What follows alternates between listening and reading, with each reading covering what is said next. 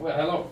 Hello, Dr. Amir. And hello to everybody. Pastor R. Dallas Green and myself, Amir Rashidian, and we are back to continue what we started last time, which was weight loss. And, you know, here's what's been on my heart.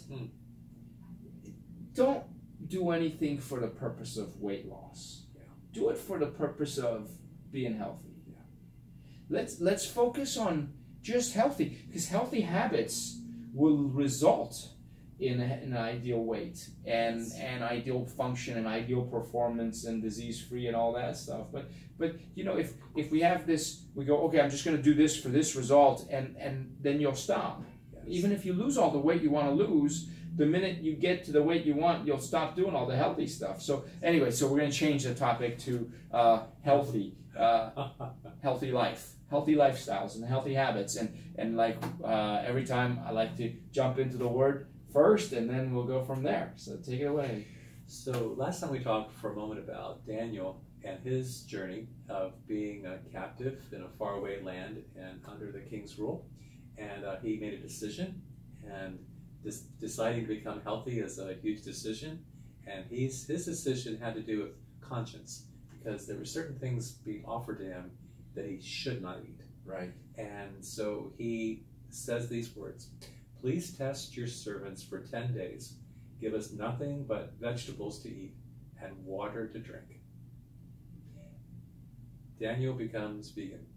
Yes. And he's thinking that there's benefits to these vegetables, but they're certainly allowable under his conscience to be eaten, and maybe more healthy for him to eat. So for 10 days, he's asking to eat vegetables. And you know, think about vegetables, Dr. Mary. Think about things like eggplant. Yes. Which kind of exports cholesterol out of the body. Yes, my favorite. And I like baba ganoush as well. And things like celery that have silicon in them that help our joints. Yeah. Feel better. And beets, which are beneficial to your heart.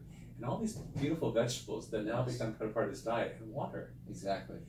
And so Daniel ate this food for 10 days, and then at the end of the 10 days, he looked healthier and better nourished than any of the young men who ate the royal food.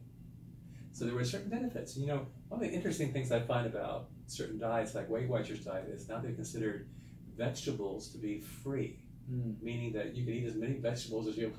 No points for those. No points for vegetables. So you're free to eat as many, which maybe is they're admitting the fact that the vegetables are very beneficial to us. Right. Yes. Oh yeah.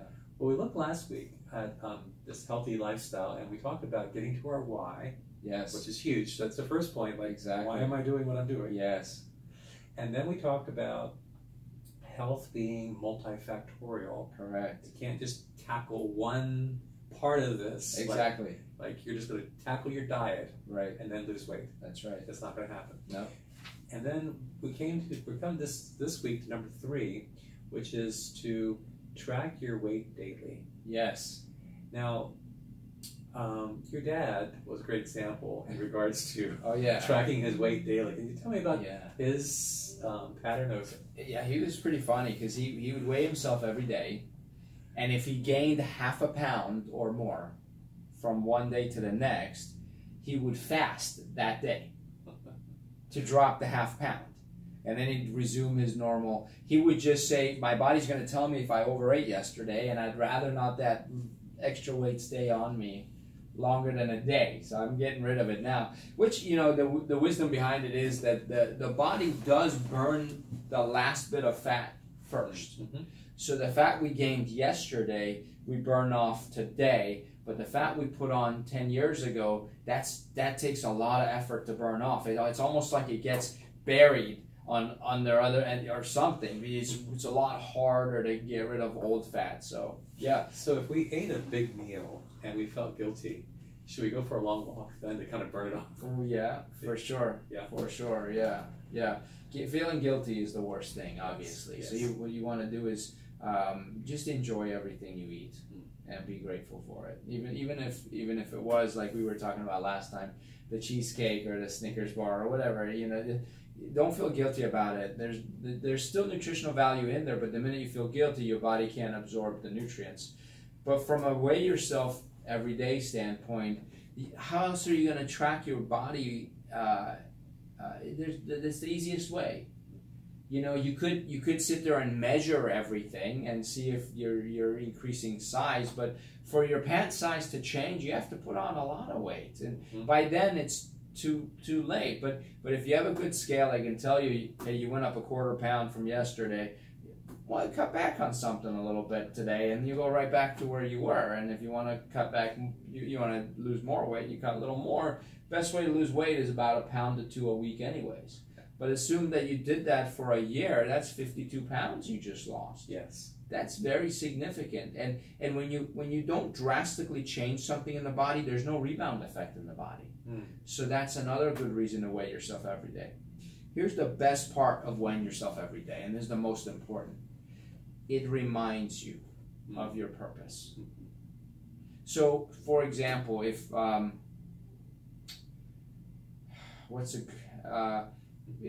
let's say a farmer will want to measure how much the harvest was that year, so that they know how to plant next year.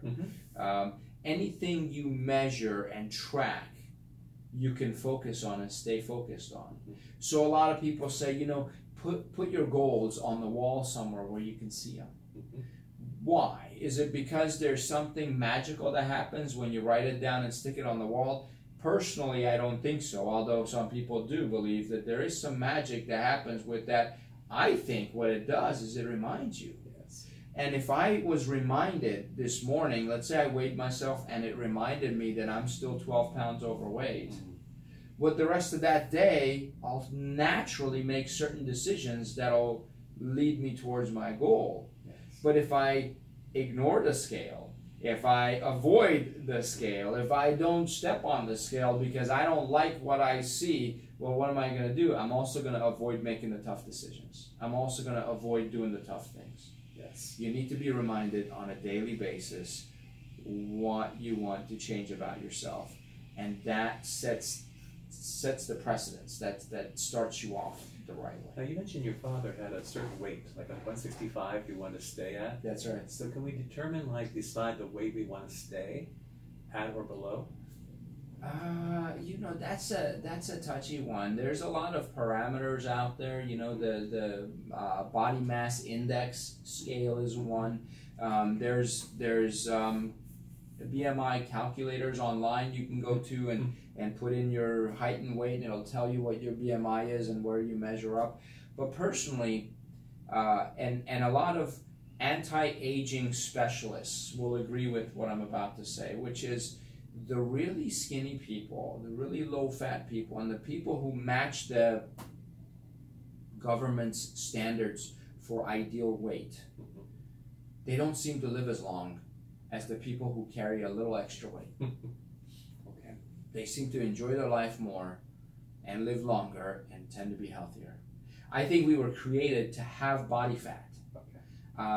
Okay. You talk to any bodybuilder, and if you've ever seen a bodybuilding competition, their skin is paper thin.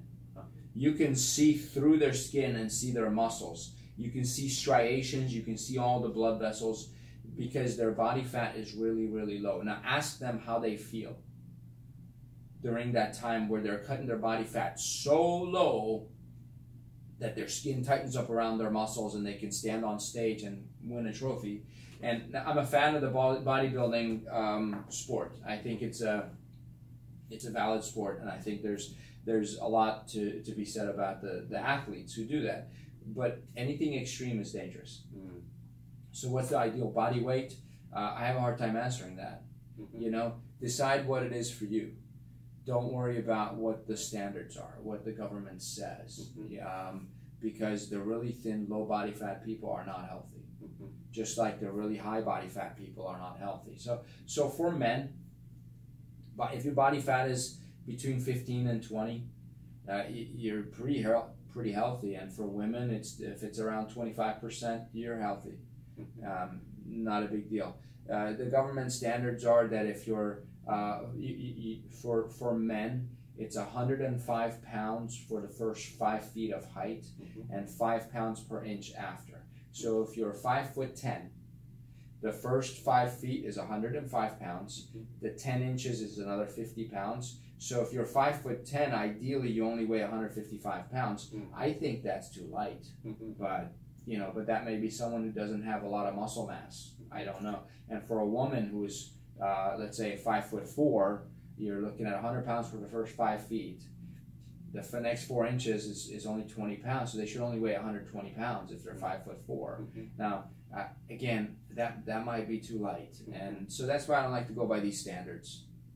That's helpful, though. It's helpful to talk about sort of parameters within which we're working here in terms of feeling comfortable with the weight. If your belly fat's kind of hanging over your belt, yes, or you can feel a couple inches on your hip, you probably got a little too much BMI. Right. Yeah, it needs to address that. Exactly. Yes. That's exactly. Let's go to the next one. You talked about exercise, and at least 3 minutes of exercise a day. Yeah. Now I know there's probably a wide variation in terms of our listeners as to whether they exercise daily or 3 times a week or not at all through the week, but you talk about sort of just having at least a regimen every day. Yes. Of your own, and then sort of getting to at least 3 minutes of rigorous exercise. That's right. Let's unpack that a bit. Well, it's about instilling a habit. If you have a habit of getting up and moving and circulating blood, I firmly believe you're going to get addicted to it. And very soon that 3 minutes will turn into 5 minutes, and then 15 minutes, and then 20 minutes. And then you won't want to start your day without exercise. But 3 minutes is something that's easy to do, and it's still effective. Because if you do something cardiovascular or strength building for 3 minutes, it will invigorate you. You actually will feel like you're awake, alert, functioning, you're moving. Because how many of us get out of bed in the morning and we have a spring in our step and we're ready to go? Usually it's kind of a slow motion, sloth-like movement, where you very slowly reach over and turn off the alarm and then like roll around in bed a little bit and then sit in the side of the bed for a second, and then you slowly stand up and you walk very slow, So at some point you're going to have to accelerate that and then back it down to normal speed. And that's why I think those 3 minutes are going to do wonders for us. Yes. And you talked about this whole 80-20, where sort of 20% of our efforts gets 80% of the results. Correct. And so if you do the right kind of things in this 3 minutes, yes, you can sort of begin to, deal with your cortisone levels, and you can improve just your sense of well-being. Absolutely, absolutely. That think about this. If you wanted to get a tan, let's say you need to spend 120 minutes under the sun to get a nice tan. So which is better to do? 20 minutes 6 days in a row, or 120 minutes today in one sitting? And the fact is, a lot of us will burn without any sunscreen for 120 minutes straight. So, and that tan, once you burn, you really, that tan is not really much of a tan. But you do the minimum effective dose, the MED. Let's go 20 minutes in the sun and come inside. Tomorrow, 20 minutes and come inside. Tomorrow, 20 minutes and come. And after 6 days, I think you've got a nice golden tan that you can maintain, and no burn and no harmful effects. So, and actually sun's pretty good for you. So vitamin D that you get from the sun is healthier than what you ingest. So we're filming at a time when there's not much sun outside. We wish we were outside get a sun. Exactly. We're going to get wet. Oh yeah, I think if the sun comes out, I won't recognize it. I remember that sun. Dr. You're an advocate of weightlifting, and you mentioned that burning fat happens over 36 hours with weightlifting. And I know you personally weightlift. And you probably would advocate to our listeners also to have a regimen of weightlifting. Yeah. Let's talk about that, about why we want to add muscle. Well, here's the thing. You know how a lot of people, when we see some of the older population, and old can be whatever your definition of old is. You know, someone who's 90 years old, but they can run a marathon and they can lift weights and climb mountains, that person's not old. And in fact, someday I'll tell you my personal definition of the word age is very different than what you might think. But someone could be 45, 50 years old and have trouble getting out of a chair because of all the arthritis in their body. I firmly believe if you can squat down and get up with a weight on your back or a weight in your hands, your own body weight will never be a problem. And that alone is enough reason to lift weights. If I can push a weight over my head, then reaching up to get a glass out of the cupboard will never be a problem. If I can do push-ups, then pushing myself up to try to get out of bed is never going to be a problem. Picking up grandchildren, never going to be a problem. And so for that reason alone, and then a lot of people just don't even touch weights. Well, but they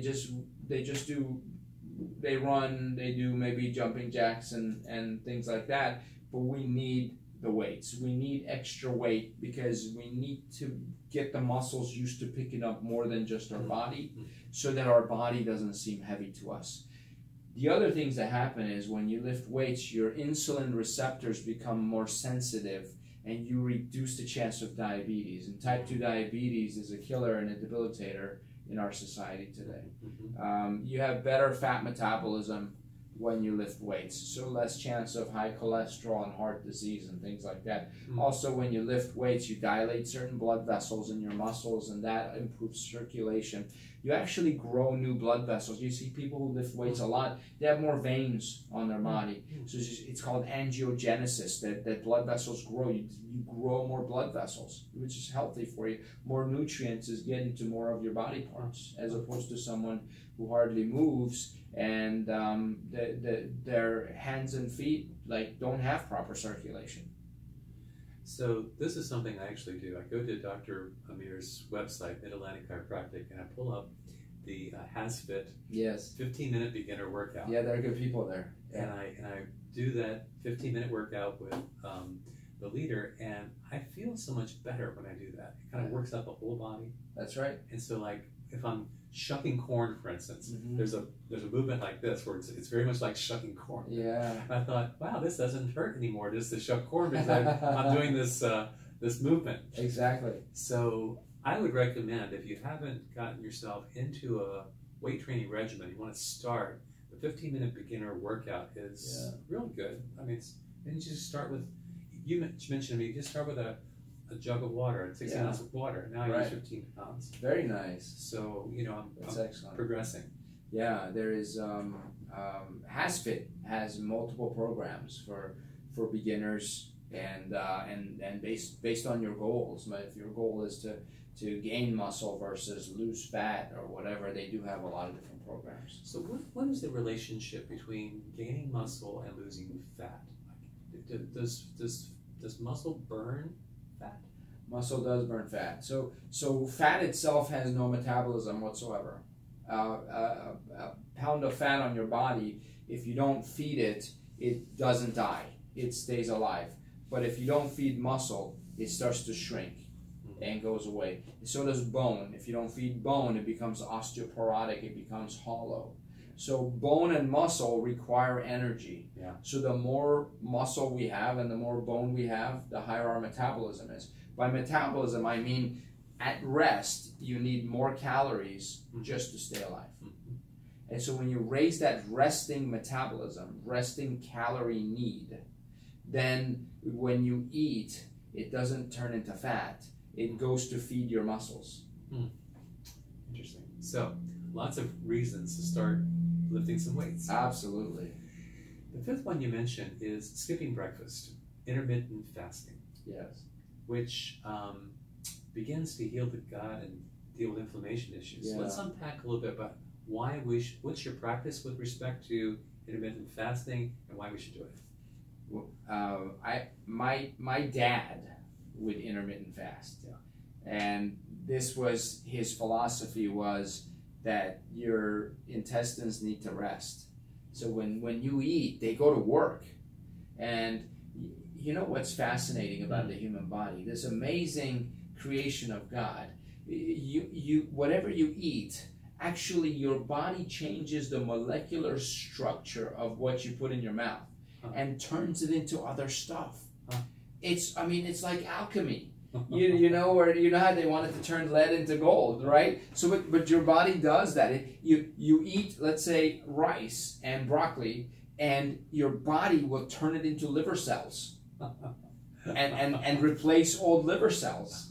Your body turns it into skin cells and replaces your skin or bone cells. How incredible is that? I mean, it basically takes whatever it finds, converts it into something else.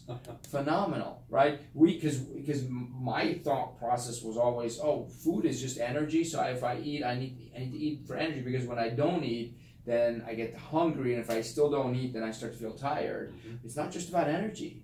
It's replacing it's building blocks for your whole body. So when you lift weights too, when you eat, your digestive tract turns your food into muscle cells and adds those cells to your body. How incredible! So what I'm trying to say is your digestive tract has to work, and it works hard. Anything that works has to also be allowed to rest.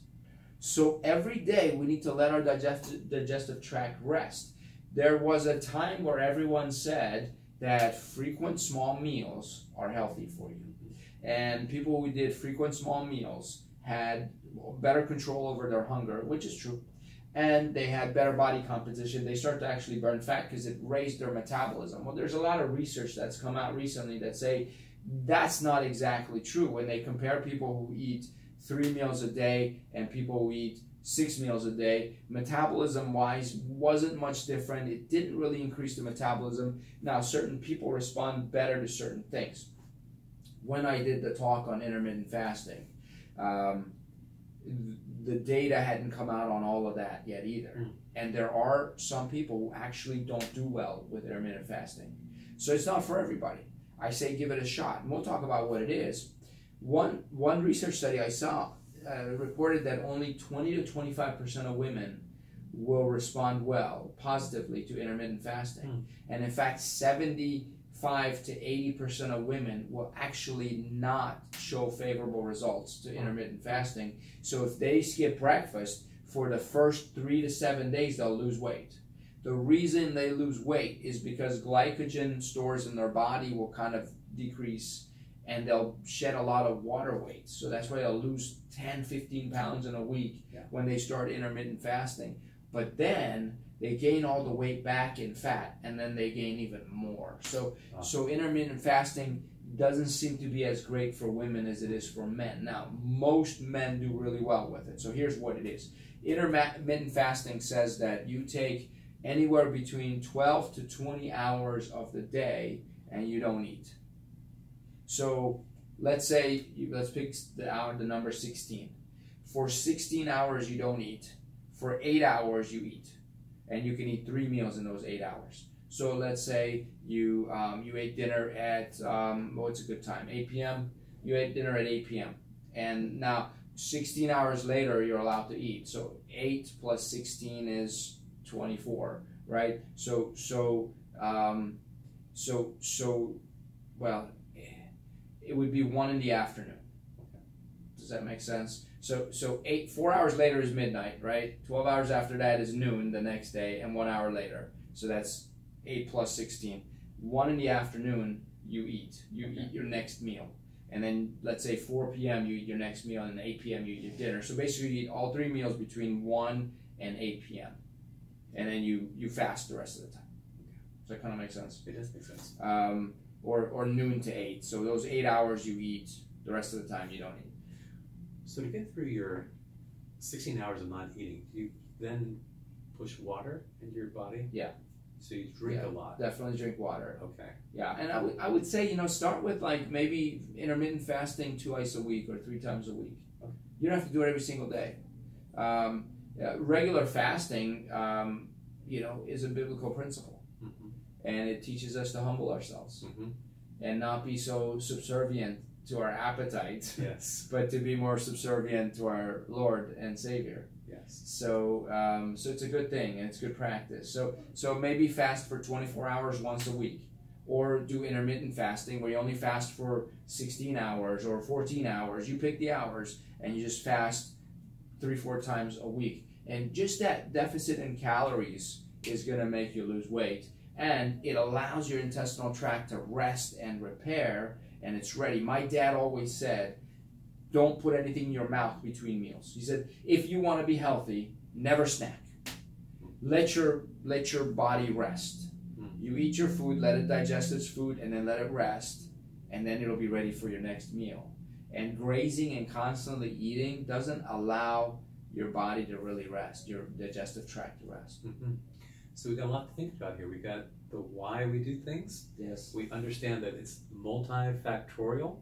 We can maybe employ the intermittent fasting. Yeah. We can build some weightlifting into our regimen and exercise That's right. just the 3 minutes a day. So start with that. No pressure. Yeah, just get started, because we really want to see step into a healthy lifestyle. Yeah. I mean, if you're not doing anything, that 3 minutes will make you lose weight and gain muscle. If you're used to not moving, Yes. 3 minutes is going to be plenty for you. All right. Until next time. Absolutely. And weigh yourself every day. Don't forget that one. We'll continue this All right. next time. All right.